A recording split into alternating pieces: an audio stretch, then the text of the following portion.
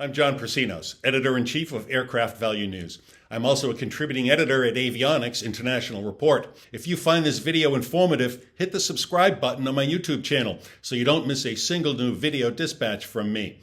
The commercial airline industry this year has been riding a paradox.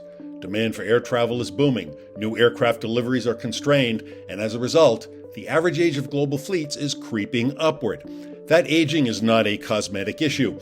It is reshaping aircraft values, lease rates, and airline economics. In this video, I'll take a hard look at how older birds are becoming bigger risk factors for lessors and operators alike. According to a recent report from the Airlines for America, the average age of the global airline fleet has increased to approximately 13.7 years in 2025, up from around 12.9 years in 2022. And it's projected that average fleet age could rise to around 16 years by 2033. The rapid aging of the global commercial aircraft fleet isn't just hitting balance sheets, it's also tightening the margins of safety. Older jets mean older components, more fatigue cycles, and maintenance schedules stretched thin by global supply shortages. Airlines are flying aircraft deeper into their service lines while waiting for new deliveries, often with deferred overhauls or parts swapped from other aging frames. Regulators haven't loosened safety oversight, but the operational reality is clear. The longer fleets stay in the air past their economic prime, the tighter the margin for error becomes.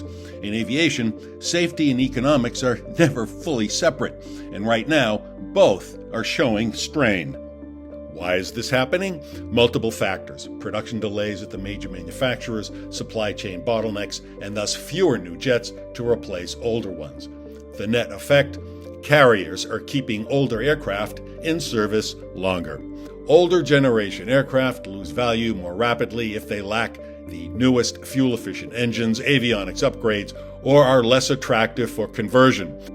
For lessors or airlines holding these older types, that means thinner margins for remarketing or resale. As aircraft age, the rental income stream and residual value form the backbone of the lessor business model, but aging introduces risks. Airlines are facing record engine maintenance delays, with turnaround times for new generation engines now running 150% longer than before the pandemic and 35% longer for older models. A global crunch in parts, skilled labor, and new aircraft supply is forcing carriers to keep aging jets flying, pushing maintenance costs and fleet ages higher than ever. More than 30,000 commercial aircraft are flying today, and over 10,000 of them are more than 20 years old. Each jet costs roughly $1 million a year to maintain, and that number climbs steadily with age. Older aircraft incur higher maintenance, engine costs, less favorable fuel burn, and may face shorter lease terms or more remarketing risk.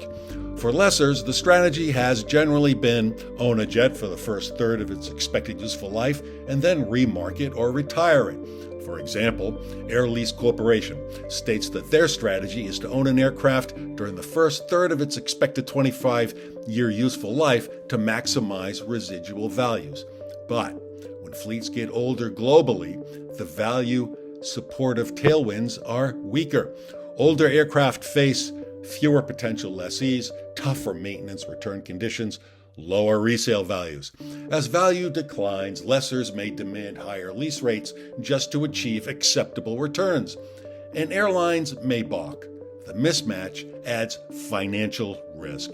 Moreover, in a tighter new aircraft delivery market, airlines may extend older jet service lives beyond what they planned.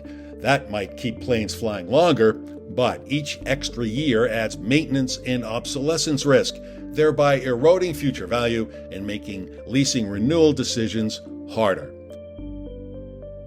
For airlines, operating older aircraft means higher fuel burn, more expensive maintenance, potential regulatory or noise emissions costs.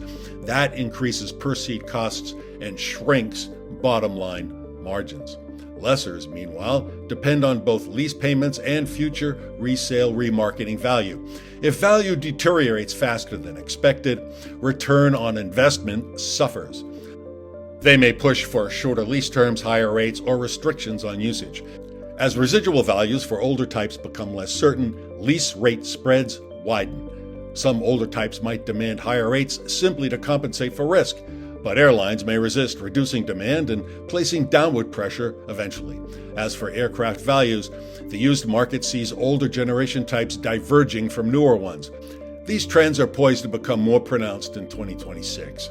Major delivery backlogs for new aircraft mean airlines are forced to keep older jets flying longer. Supply chain issues and production slowdowns at Boeing and Airbus heighten replacement delays. Meanwhile, still elevated interest rates and financing costs increase pressure on leasing returns, making older assets less attractive from an investment viewpoint. As airline fleets age, the risks are shifting from simply operational maintenance to broader value in leasing economics. For lessors and airlines alike, holding older generation aircraft without clear renewal or remarketing pathways means diminished returns and elevated exposure. Well, that's it for now. Thanks so much for watching, and if you have any questions or comments, please don't hesitate to send me an email at jpersinos@accessintel.com.